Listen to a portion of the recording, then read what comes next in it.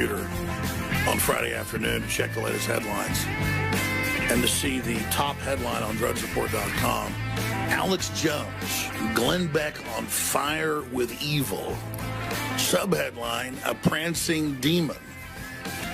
And that story was up there as one of the top stories until Saturday evening when the headline changed. Radio war. Alex Jones slams Glenn Beck as a psychopath who wants to be a cult leader. Look, I'll be honest with you.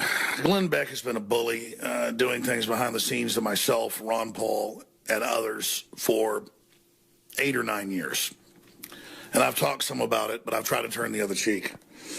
But when he started saying that millions of voters that were supporting Donald Trump were supporting a devil worshiper and this serpent, and that, you know, you were Christian if you were for Cruz, you were a devil if you were for Trump, that type of cult-like behavior needs to be answered with aggressive truth. And so I'm not retracting what I've said, but it's done in the spirit of standing up against a bully. And I don't want to spend my time bashing another talk show host. Beck has done some good over the years with Agenda 21 and other issues like that. But so many other times, you know, he said, we need to do something about Ron Paul, why his supporters are terrorists that want to blow things up. They got something called a money bomb. This was years into Ron Paul's money bombs. You know, just so many things he's done like that, so much disinformation, that when he got so arrogant and was calling everybody devils, I basically came out and said, look, you're a devil, buddy. The way you behave, the way you operate, and I'm tired of you. But I'll be honest. Some of my anger was at Priebus and at George Will and the Republican establishment itself saying your local votes don't count. You know, we're the party, we're the sovereigns, your mere plurality doesn't count. I mean, they actually said that.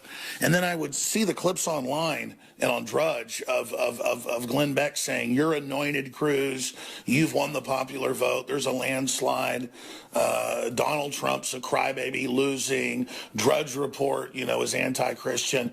I've never seen a website run so many stories pro-Christian when Christians are being slaughtered and persecuted around the world and crosses are being pulled down and the war on Christmas. I mean, quite frankly, 10 years ago, Drudge was reporting on the war on Christmas, and I wasn't aware of it. I was more of a libertarian then and just kind of poo-pooed right-wing stuff. I learned about the war on Christmas from Drudge Report. Now I know it's real. Now it's out in the open. They're trying to basically ban it, okay? Everybody knows it's real now. And they're also trying to ban costume parties and everything else, and the words mother and father. But just to see that, too, that's just one example of hundreds of inversions of reality that make me so angry. And so he started it. He said it first. He's been attacking me. Most people agree with me. I'd say 90%. I mean, Glenn Beck is in trouble. He admits he's falling apart. 40-something people laid off just this week. A few months ago, dozens laid off. All sorts. But I don't want Glenn Beck to go under. I want him to come up for air and be a patriot and just wake up and stop attacking people. Donald Trump and Matt Drudge and Alex Jones didn't screw the country over. We didn't open the borders. We didn't bankrupt the country. We didn't sign on to derivatives. We didn't bring the jihadis in. We didn't pass Obamacare. We didn't ship the jobs overseas. We didn't shut down the coal plants. We didn't sit there and do all this stuff. The globalists did, and we're saying we don't like it. So I don't want to hear we're the devil, and we're the problem, and we're the end of the world, and we're anti-Christian, and all this bull. So that's why I punched back. You punch me, or you punch people I support, and people I admire, I'm coming after you. That's how I work. But, man, I don't take pleasure watching you just writhe around and implode, okay?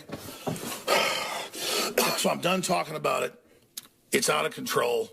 And I'm sure tomorrow on the radio show we'll have to respond more because he's saying all sorts of garbage. Now, let's get into some positive news. I'm going to hand the baton to Anthony Gucciardi.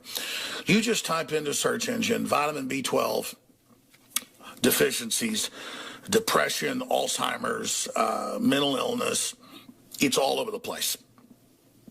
And I'm going to cover some of those articles in a moment. You type in to any search engine, there's hundreds of articles and major studies admitting that a walk in the park, a walk in the woods every day boosts your overall happiness, releases key chemicals in your brain, endorphins that are meant to make you happy. Absolutely. It's this artificial environment that's killing us. And so for all the negative things I cover, I want to let you know that's so we can recognize what's good from the bad.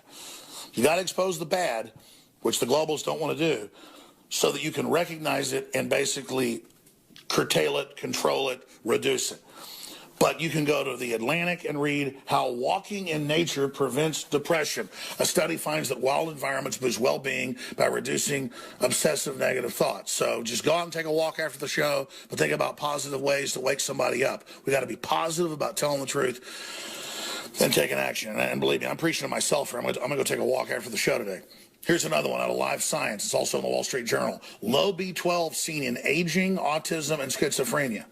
See? Boom. And you've got to get real organic vitamin B12. And yes, this is a plug. We sell the best methylcobalamin, pure vitamin B12 out there, Secret 12 at InfoWarsStore.com. But I don't care where you get it. InfoWarsStore.com, InfoWarsLife.com. Just real vitamin B12. You got parents that don't know who they are. You got early onset of neurological disorders in people. So much of it, if you look at the studies, is because the gut's not absorbing the vitamin B12. You got to get it through injections or sublingual under the tongue, okay? Just vitamin B12, folks, is a game changer. Just real organic vitamin C or folic acid, game changer.